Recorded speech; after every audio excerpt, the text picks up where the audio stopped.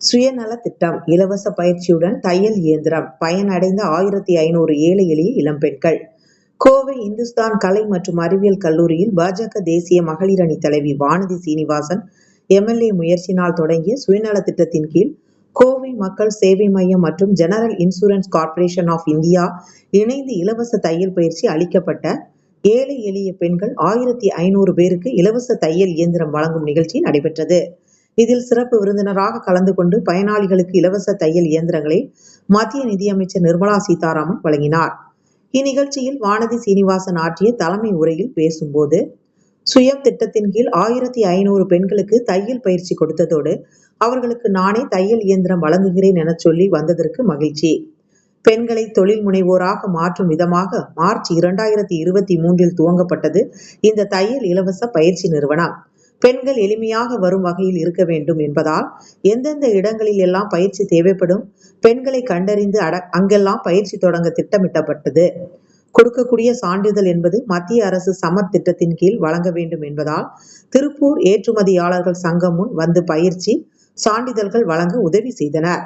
இந்த திட்டம் நடத்த பல்வேறு சிரமங்கள் இருந்தது. அதை கடந்து பயிற்சி வழங்கப்பட்டு கோடிக்கணக்கான பெண்களுக்கு உதாரணமாக இருக்கும் மத்திய அமைச்சர் நிர்மலா சீதாராமன் தையல் இயந்திரம் வழங்க உள்ளார்.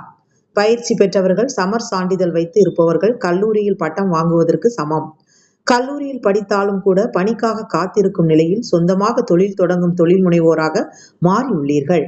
கைத்தொழில் ஒன்றை கற்றுக்கொள் என்ற கூற்றின்படி தொழிலை கற்றுக்கொண்டுள்ளீர்கள். விஸ்வகர்மா என்ற திட்டத்தின் கோடிக்கணக்கான கைவினை கலைஞர்கள் பதிவு செய்ய சொன்னார்கள்.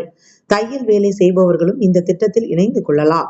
கூடுதலாக 500 ரூபாய் வழங்கி பொருட்கள் வழங்கும் இந்த திட்டத்தை மாநில அரசு அரசிதழில் வெளியிடாததால் மத்திய அரசின் உதவியை பெற்று தர முடியாத நிலையில் உள்ளோம்.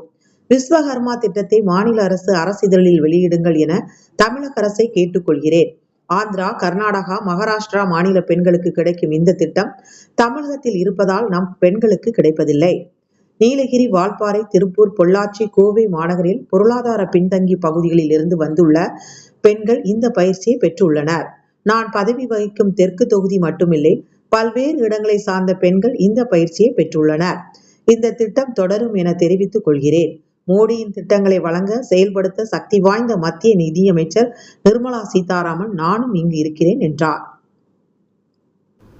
நாட்டில் ஜன்தன் யோஜனா மூலம் 29.6 கோடி பெண்களுக்கு வங்கி கணக்கு.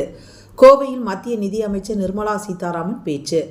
தொழில் வர்த்தக நகரமான கோவையில் பெண்கள் எதிர்காலத்திற்கு உதவும் வகையில் எம்எல்ஏ வானதி சீனிவாசன் எடுத்துள்ள முயற்சி பாராட்டுக்குரியது.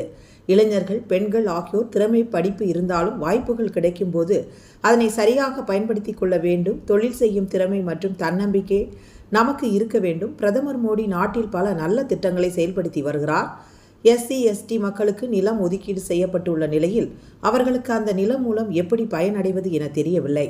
பிரதமர் மோடி பெண்களுக்கு அதிக அளவில் முக்கியத்துவம் தரும் வகையில் திட்டங்களை அளித்து வருகிறார். இந்நிலையில் பிரதமர் மந்திரியின் ஜன்தன் யோஜனா திட்டத்தின் மூலம் நாட்டில் 60% பெண்களுக்கு வங்கி கணக்கு துவங்கியுள்ளனர். இது பெண்கள் பொருளாதார முறையில் முன்னேற்றம் அடைய வழி செய்கிறது. நாடு முழுவதும் 59 கோடி பேருக்கு வங்கி கணக்கு உள்ளது.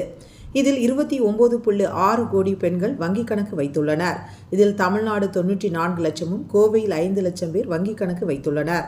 மேலும் ஜீவன் ஜோதி பீமா யோஜனா திட்டத்தில் 2.6 லட்சம் பெண்கள், சுரக்ஷா திட்டத்தில் 7 லட்சம் பெண்கள், அடல் பென்ஷன் யோஜனா திட்டம் 1 லட்சம் பெண்கள் பயனடைந்துள்ளனர். மேலும் முத்ரா திட்டத்தில் 15 லட்சம் பேர், ஸ்டாண்ட் அப் திட்டம் மூலம் 2549 பேர் லோன் பெற்று உள்ளனர். கோவையில் சாலையோரம் வியாபாரிகள் திட்டத்தில் 12,000 பெண்களுக்கு லோன் வழங்கியுள்ளோம். பெண்களுக்கு திறன் மேம்பாட்டு குறித்த பயிற்சி 311 சென்டர் மூலம் அளிக்கப்பட்டு வருகிறது. இதில் கோவை கவுண்டம்பாளையம் பெண்கள் ITIயில் பயிற்சி வழங்கப்பட்டு வரும் நிலையில் அந்த பயிற்சி மையத்தை மேம்படுத்த திட்டமிட்டு உள்ளது. இவ்வாறு அவர் பேசினார்.